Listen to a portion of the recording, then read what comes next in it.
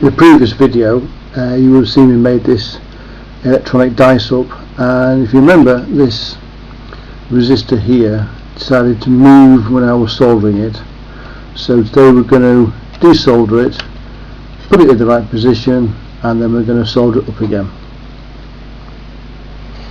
So the tool I'm going to use for this is my de-soldering tool here, and what you can do with this is that the end heats up and that you can desolder straight from the board, and it's got the pump handle here, which is just as simply as doing that, like you would normally do with a desoldering tool, except it's got the heated end. So what we simply do is we just put it on like that. Let's get it straight. Just wait a few seconds for it for the solder to melt, and then you can do that, and as you can see, it's nice and clean. So I'll do that on the other side.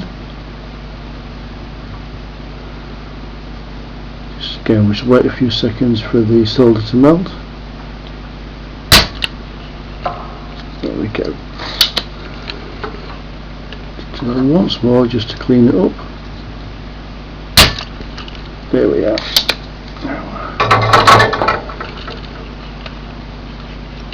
As you can see, that resistor now is nice and loose, so that's now dropped into place. Just like before, we'll just bend these pins, these legs just slightly out. It's held it in place, and now we can solder it like we should have done before.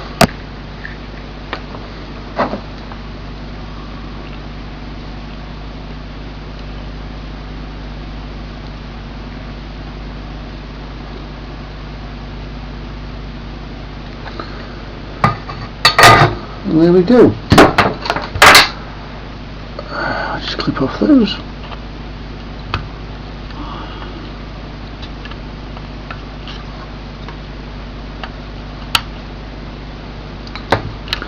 There we go, and that's now the resistor back in its place.